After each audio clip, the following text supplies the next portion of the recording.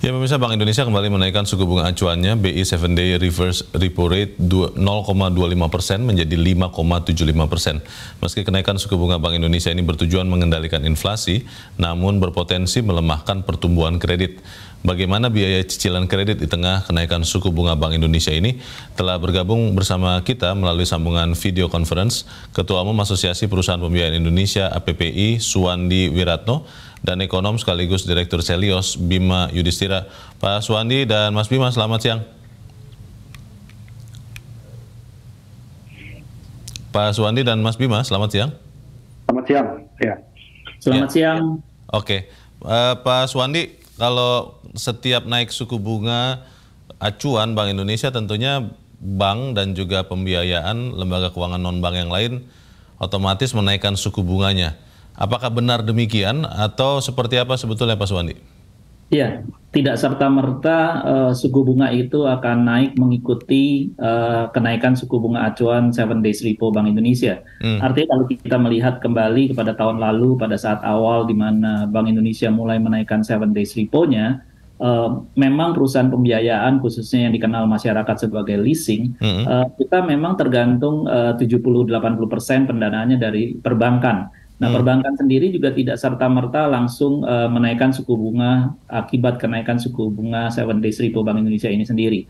Setelah beberapa waktu, ya tentunya kita tahu kenaikan ini sudah mungkin lebih dari 200 basis point dari sejak awal. Nah, pada saat kenaikan 100 basis point, perbankan baru mulai bereaksi, misalnya kenaikannya juga tidak ikut serta dalam arti 200 basis point sekaligus, bertahap juga, misalnya 25 basis point, 50 basis point, tergantung dari kekuatan daripada pendanaan dari perbankan itu sendiri.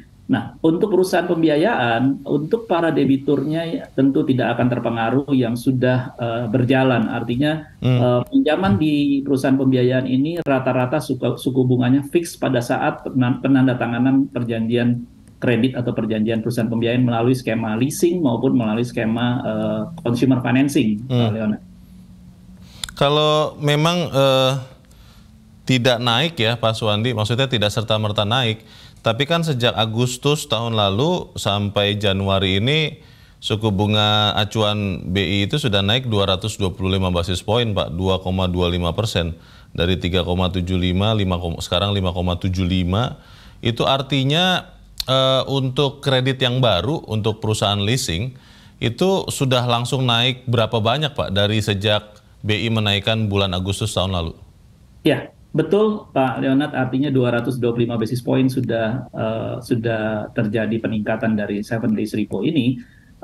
Di kita, di masing-masing perusahaan pembiayaan atau di anggota kami dari APPI, masing-masing mempunyai strategi yang berbeda-beda. Tentu mereka mempunyai struktur cost of fund yang berbeda-beda juga. Jadi untuk menaikkan suku bunga pastinya tidak akan sama. Adanya adjustment terhadap kenaikan suku bunga ini yang saya ketahui mungkin baru sampai saat ini masih sekitar 100 sampai dengan 150 basis point. Nah, tentu ini adalah untuk para debitur-debitur baru yang artinya ingin bertransaksi atau mendapatkan pinjaman atau pendanaan dari perusahaan pembiayaan, akan terjadi adjustment atau suku bunga ini sendiri. Kalau di perusahaan leasing Pak Suwandi sekarang rata-rata berapa Pak tingkat suku bunga Pak? Tadi Anda katakan diperkirakan naik 1 sampai 1,5% itu sekarang jadi berapa itu Pak? Rata-rata. Nah, relatif sangat rentangnya sangat besar ya Pak Leonard. Artinya gini, perusahaan pembiayaan atau perusahaan leasing ini kan fokusnya berbeda-beda. Ada yang bermain misalnya di pembiayaan alat berat, ada yang bermain di pembiayaan sepeda motor, ada yang bermain di pembiayaan sepeda motor sendiri, juga ada yang motor baru dan bekas, ada yang baru saja. Terus ada juga pembiayaan mobil baru dan motor dan bervariatif lain-lainnya. Jadi kalau kita bicara rentang rata-rata pinjaman perusahaan pembiayaan saat ini, mungkin kisarannya kalau di pembiayaan yang average mobil dan alat berat dan segalanya, ini berkisar rentang antara 15-18% efektif ya Pak ya. Nah, rentang rata-rata itu artinya per tahun, bukan 15% atau 18% flat, karena kita biasanya kadang-kadang menggunakan flat rate. Flat rate-nya mungkin kisarannya sekitar 7 sampai dengan 8% flat per tahun. Nah, untuk yang pembiayaan sepeda motor ini sendiri memang relatif cukup tinggi, flatnya ini mungkin kisarannya bisa antara 13-15%, mungkin ada yang lebih rendah dari itu, tergantung dari kembali struktur cost of fund-nya sendiri. Nah, artinya kalau untuk sepeda motor mungkin lebih tidak terlalu terpengaruh karena kenapa? Biasanya kalau orang mau kredit sepeda motor itu nggak nanya bunga, Pak Leonard, nanya cicilan saya berapa gitu ya, Mas Bima ya. Cicilan saya berapa? Jadi setiap kenaikan 100 basis point di sepeda motor, paling tidak hanya mungkin kenaikan cicilan sekitar 10.000 sampai 15.000, Pak. Oke. Kalau melihat perkembangan ini, saya ingin ke Mas Bima. Mas Bima, Bank Indonesia kan dilematis ya, di satu sisi dia harus mengendalikan inflasi, makanya akhirnya menggunakan tools suku bunganya. Tapi di saat yang lain kan itu juga bisa menahan minat orang untuk meminjam ke perusahaan, ke perbankan maupun juga leasing, bisa menghambat pertumbuhan ekonomi. Kalau Anda lihat kenaikan Bank Indonesia, kenaikan BI 7 days reverse repo rate ini sudah seperti yang diperkirakan pasar atau bagaimana, Mas Bima? Ya, yang jelas sepertinya kebijakan dari Bank Indonesia lebih cenderung mengekor ya dari kebijakan bank sentral di negara maju, terutama di Amerika Serikat. Jadi kalau kita lihat Fed naikkan, Bank Indonesia nggak berapa lama mengumumkan kenaikan gitu ya. Dan kalau kita melihat memang dampaknya langsung kepada perbankan ini juga beda-beda nih, Mas Leo. Kalau bank yang naiknya sampai 100 basis point, itu kalau data transmisinya Bank Indonesia di bulan Desember itu adalah bank cabang asing. Justru yang paling cepat. Cabang asing? Ya, di induknya mungkin juga ada kenaikan resiko ya. Dan biaya simpanannya juga meningkat, efeknya nanti ke cabang bank yang ada di Indonesia. Kemudian kalau dilihat dari segmentasinya, memang yang paling cepat meningkat itu adalah kredit konsumsi. Jadi kredit konsumsi tapi spesifik itu bukan di kredit kendaraan bermotor atau di KPR, tapi lebih ke kredit multiguna. Dan multiguna ini yang kenaikannya paling cepat gitu. Jadi kalau melihat memang ada dilema ini, kita selalu menyarankan satu, kalau bisa jangan hanya utak-atik suku bunga. Karena bagaimanapun juga ya, misalnya untuk kredit properti kan 70% lebih banyak masyarakat itu menggunakan fasilitas KPR untuk beli rumah. Jadi tentu akan ada efek ke cicilan. Jadi yang harusnya dimainkan oleh BI misalnya adalah devisa hasil ekspor itu. Lebih banyak dikonversi, disimpan di bank domestik. Kemudian yang berikutnya lagi yang belum banyak dibahas oleh pemerintah dan BI adalah mitigasinya apa. Misalnya mitigasi ke perusahaan leasing itu mau dikasih kompensasi apa. Kemudian ke perusahaan pengembang properti, apakah ada skenario kredit yang lebih terjangkau lagi, misalnya dari bank BUMN. Sehingga properti kita ini yang sedang mulai tumbuh lagi pasca pandemi, itu masih bisa dijaga dari sisi kemampuan pinjaman ataupun kemampuan membayar cicilan dari konsumen.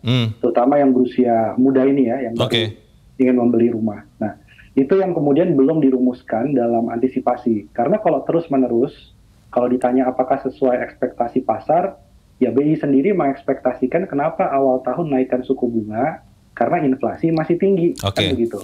Jadi mungkin tahun ini bisa 3 atau 4 kali lagi kenaikan suku bunga BI 7 days repo. Menarik ya Mas Bima, Anda katakan tadi Bank Indonesia itu mengekor, padahal kan jelas-jelas di dalam konferensi persnya Gubernur Bank Indonesia Peri Warjio mengatakan ini adalah langkah front-loaded, preemptive, forward-looking. Berarti Anda tidak setuju dengan apa yang disampaikan atau diniatkan BI itu, Mas Bima? Ya, kalau sebagai bank sentral mungkin wajib ya memberikan sinyal yang positif ya kepada pasar ya, kepada pelaku usaha bahwa mungkin ini tidak akan lama menaikkan suku bunga secara agresif. Tapi kan kalau kita melihat historis, kenapa Bank Indonesia menaikkan suku bunga? Karena pada saat itu rupiah pun juga mengalami tekanan dari keluarnya arus dana di pasar surat utang. Jadi mau nggak mau bunga surat utang itu dinaikkan, gapnya semakin sempit dengan surat utang Amerika Serikat. Berarti artinya kan ada kemungkinan kebijakan moneter kita lebih bukan front loading tapi atau preemptif, tapi lebih ke arah follower dari kebijakan agresif di supaya tidak ada capital outflow gitu maksud Anda ya? Iya, untuk jaga rupiah. Kalau secara umum, saya ingin ke Pak Suwandi. Pak Suwandi, apakah sejak naik suku bunga BI rate itu, BI 7 days reverse repo rate itu sejak Agustus sampai Januari ini, itu terlihat menekan pertumbuhan kredit leasing atau tidak, Pak Suwandi? Ya, seperti yang saya sampaikan, tentu tidak berkorelasi langsung kenaikan suku bunga ini dan pertumbuhan perusahaan pembiayaan secara nyata malah tumbuh sangat baik. Year on year, kita tutup mendekati angka 13% ya, yang dimana pada tahun 2021 kami masih minus 1,5%.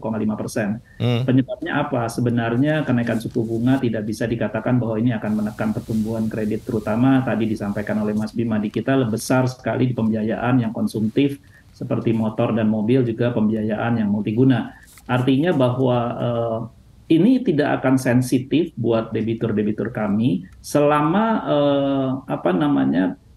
buying power tuh masih tinggi. Artinya bahwa orang masih bekerja, masih bisa berusaha, dan kita bisa melihat bahwa perdagangan di Indonesia atau mungkin rata-rata kita diuntungkan dengan mining, perkebunan dan segalanya, harga-harga tersebut yang memang masih tinggi, dan tentu perusahaan-perusahaan masih banyak mencari pekerja-pekerja, dan ini membuat buying power atau daya beli masyarakat cukup tinggi, Pak. Jadi kalau untuk konsumen leasing, Pak Suwandi, memang daya beli itu masih tinggi ya, walaupun September tahun lalu kita mengalami kenaikan harga BBM, itu tidak berdampak Pak ke konsumen leasing ya Pak? Betul, betul. Nah, apa yang kita lihat kenapa daya beli masih tinggi? Karena kita tahu bahwa 2020 terjadi COVID, 2021 kita masih PPSB dan PPKM. Nah, ini membuat orang-orang yang membeli kendaraan baru misalnya di tahun 2015, 2016, saya ambil roda 4 atau mobil, itu rata-rata 2015, 2016, 2017 itu ada 1 juta per tahunnya orang membeli kendaraan baru. Nah, kalau tahun 2022 itu umurnya sudah 5, 6, 7 tahun. Artinya bahwa orang melihat bahwa udah mau ganti kendaraan tapi nggak bisa, kemarin terhambat karena COVID ya, karena PPSB dan PPKM. Artinya memang sudah harus dijual dan dia bisa menjadi uang muka dan selanjutnya membeli kendaraan baru. Membeli kendaraan baru sendiri tentunya juga punya challenge sendiri. Artinya di 2022 begitu beberapa kasus semikonduktor supply-nya yang terhambat, sulit dan segalanya, sehingga orang berbondong-bondong bahkan sampai inden. Artinya bahwa inilah membuat pertama produksi mobil atau diuntungkan, artinya bahwa dealer juga diuntungkan, debitur juga ingin beramai-ramai mendapatkan kendaraan, dan banyak model-model baru yang dikeluarkan di 2022, Pak Leonard. Jadi artinya memang kami mendapatkan volume yang baik, cukup bagus, dan juga daya belinya yang tinggi ini membuat pertumbuhan kita sangat-sangat baik.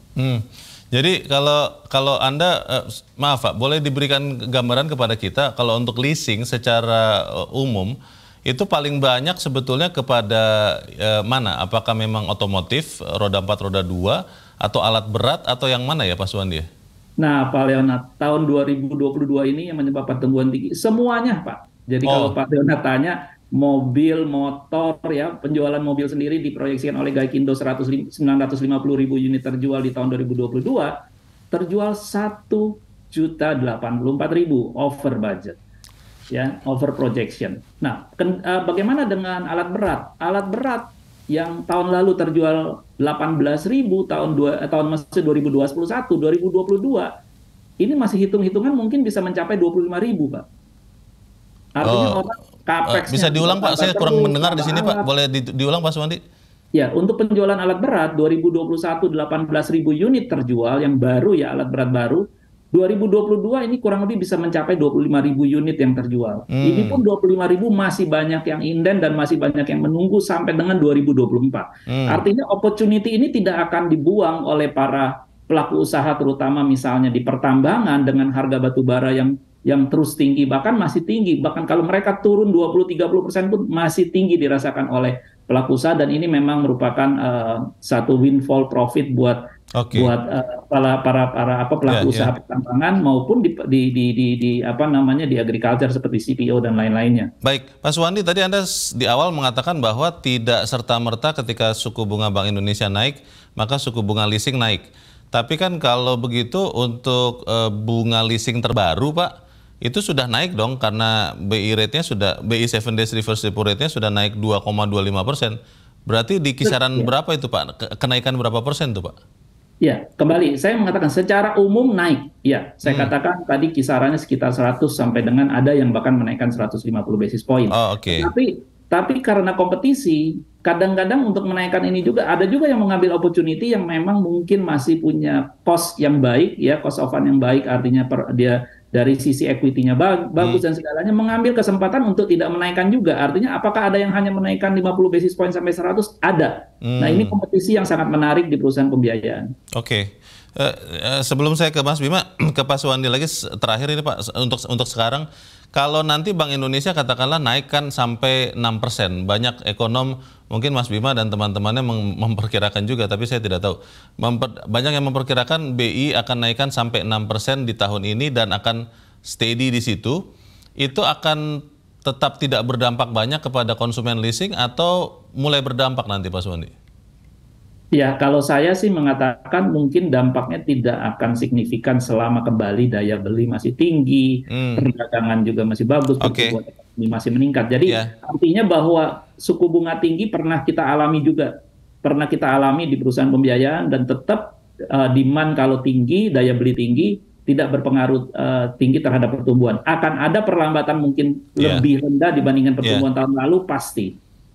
Mas Bima, ini menarik karena ternyata kalau menurut Pak Suwandi, leasingnya tidak, industri leasing nasional tidak terlalu terdampak nih kenaikan suku bunga Bank Indonesia. Tadinya saya pikir terdampak signifikan. Bagaimana nih Mas Bima? Ya, pertama kan ada low base effect ya. Tentu di semua sektor termasuk pembiayaan itu ketika macet pada 2020-2021 banyak yang melakukan restrukturisasi, ekonomi stop pada saat itu ya. Pertumbuhan juga banyak yang negatif. Ketika mulai ada pelonggaran, tentu yang tadinya mau beli mobil ditunda, kemudian mulai beli lagi. Kemudian tadi memang ada faktor dari harga komoditas. Tetapi kita melihat ya, bahwa komoditas itu sangat pendek rentangnya. Bulan April, orang langka beli minyak goreng karena harga CPO-nya naik tinggi. Sekarang sudah mulai ada moderasi dari harga CPO ataupun sawit. Dan batu bara juga diperkirakan 2023 ini akan melandai karena resesi di negara-negara tujuan ekspor. Jadi artinya dari pihak lembaga keuangan, jasa pembiayaan, itu mungkin perlu mempertimbangkan juga faktor resiko. Jadi artinya lebih kepada optimis ada kenaikan, tapi juga resiko terjadinya pelambatan, bahkan beberapa debitur misalnya yang kesulitan membayar karena ada tekanan dari sisi eksternal. Dan yang jelas saya setuju bahwa ini suku bunga bukan satu-satunya faktor yang menentukan minat untuk melakukan pembelian kendaraan, properti ataupun cicilan. Untuk menunjang daya beli. Untuk membantu perusahaan otomotif ya, kita ingat bahwa pemerintah mengeluarkan PPNBM DTP. Kita melihat juga banyak bentuk relaksasi yang diberikan bagi kredit-kredit selama masa COVID. Kalau ini kemudian mulai dihentikan atau dikurangi tahun ini, apakah dengan kenaikan suku bunga Bank Indonesia, bisnis leasing akan tetap menarik? Kita akan lanjutkan perbincangan ini sesaat lagi. Kita masih berbincang mengenai dampak kenaikan suku bunga Bank Indonesia kepada industri kredit khususnya leasing. Kita masih bersama dengan Ketua Umum Asosiasi Perusahaan Pembiayaan Indonesia Suwandi Wiratno dan Ekonom Direktur Selios Bima Yudhistira. Mas Bima, kalau Anda tadi sudah katakan sebelum jeda bahwa CPO ini, maksud saya komoditas, ada CPO, ada coal, itu kemungkinan tahun ini tidak akan naik lagi. Artinya kan leasing untuk alat berat, Pak Suwandi dan kawan-kawan itu mungkin akan mengalami penurunan permintaan. Seberapa cepat itu Mas Bima akan terjadi? Apakah di tengah tahun ini, di akhir tahun ini, atau seperti apa? Ya, tentu kita harus melihat spesifik per komoditi, misalnya batu bara. Batu bara ada koreksi, tapi masih ditahan karena musim dingin di Eropa, Amerika butuh batu bara dalam jumlah yang cukup besar. Nah, beda lagi ceritanya dengan CPO.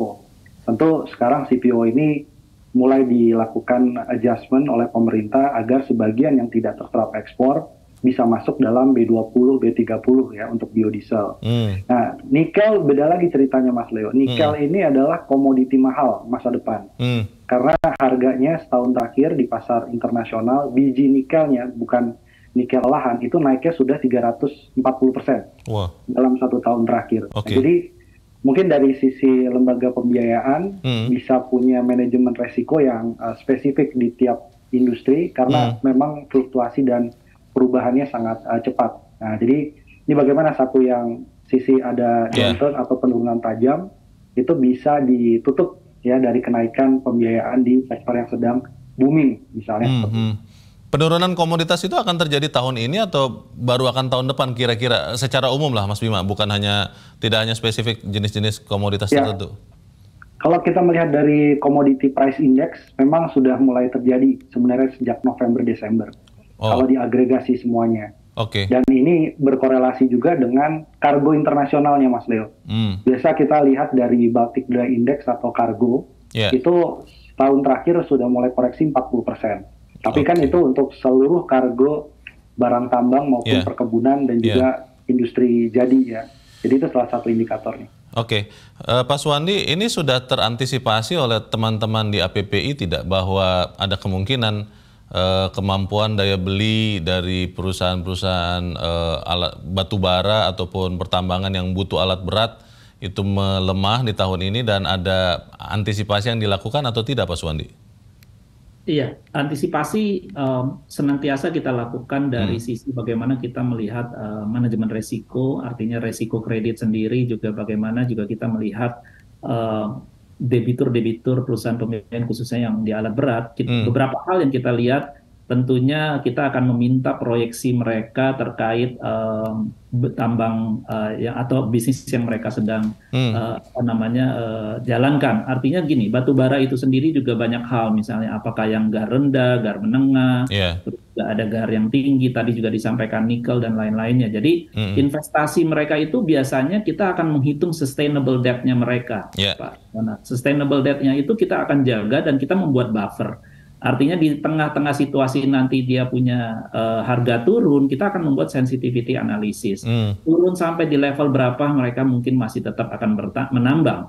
Artinya menambang ini kan akan tidak pernah henti, walaupun faktor harga itu akan mempunyai faktor resiko terhadap penurunan pendapatan ini. Maka oleh sebab itu, perhitungan sustainable debt atau kemampuan setiap perusahaan itu bisa mendapatkan nilai hutangnya berapa maksimumnya, biasanya kita akan menghitung, tidak akan membuat itu mentok di posisi yang paling atas. Seperti orang misalnya Pak Leonard misalnya atau Pak Bima dan saya makan bakmi, mungkin beda-beda, bisa mampu makan bakminya 3 mangkok, ada yang 2 mangkok, ada yang 1,5. Itu yang kita hitung nanti dari bagaimana keuangannya, bagaimana nanti sensitivity analysis itu kita lakukan. Jadi biasanya kita lakukan itu, dan kita akan juga selain daripada melakukan dari financial calculation, kita akan menghitung juga, artinya dari bagaimana si perusahaan ini bisa secara efisien, misalnya dari alat-alatnya sendiri, utilization availability-nya, performance availability-nya, machinery availability-nya, effectiveness. Nah, itu kita hitung, Pak. Kalau di pembiayaan alat berat ini mirip seperti perbankan sebenarnya dalam bagaimana kita membuat satu laporan kreditnya, Pak. Kalau di beberapa subsektor ya pembiayaan itu kan kita tahu Pak Suwandi ada relaksasi yang dilakukan oleh otoritas ya. Itu ada yang sampai Maret tahun depan malah. Itu efektif untuk membantu semacam buffer bagi perusahaan leasing atau tidak efektif sebetulnya Pak Suwandi? Iya, kalau di perusahaan pembiayaan terus terang kami sangat terbantu. Artinya begini, kalau di perbankan pasti sudah terbantu juga. Karena perbankan misalnya untuk merestrukturisasi kredit, mereka harus melihat 3 pilar, Pak.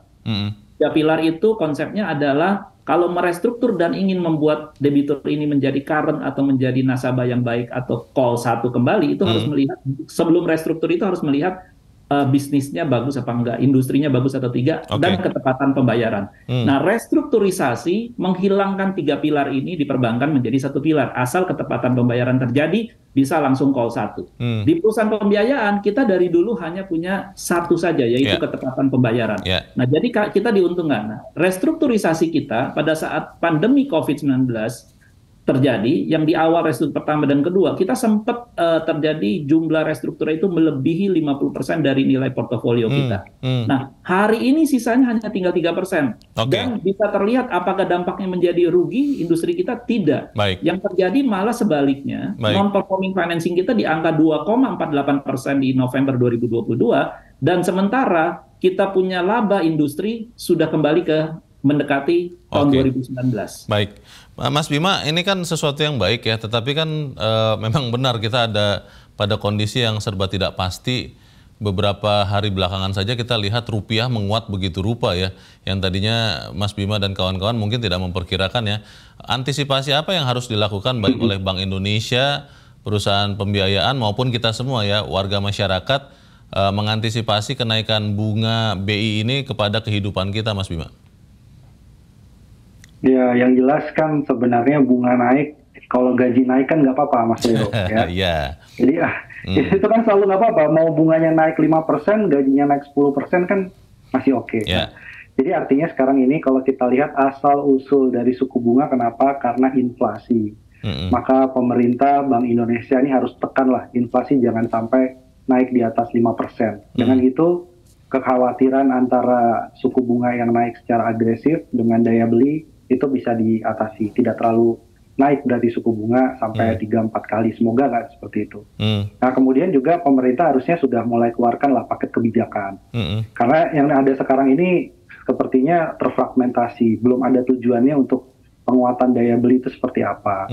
Kemudian kayak bantuan subsidi upah, itu kan harus diberikan. Karena banyak juga yang kredit kendaraan bermotor kan profilnya kalau bisa menengah ke bawah kan gitu ya. Betul. Dan itu yang menjadi sasaran juga dari program seperti BSU. Itu yang harusnya dilanjutkan. Dan kemudian mungkin ada lagi yang masih belum selesai, itu sekarang kan UMKM.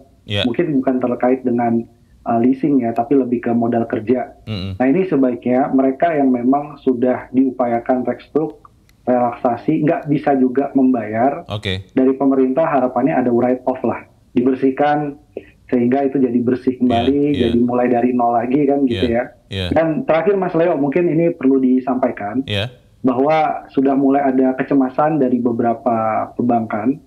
Itu karena banyak masyarakat selama pandemi pinjam ke fintech ataupun pinjol, gagal bayar, masuk kepada BI checking, masuk kepada slik OJK.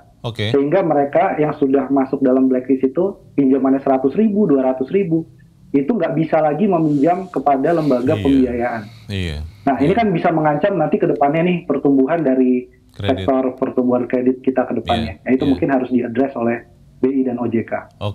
Terima kasih sudah diingatkan, dan ini memang harusnya jadi perhatian otoritas ya, khususnya OJK dan juga Bank Indonesia, supaya ya tadi nanti kreditnya ada, perusahaan pembiayaannya ada, daya beli ada, tapi karena sistem kemudian tercegat begitu kan, tidak bisa lagi meminjam.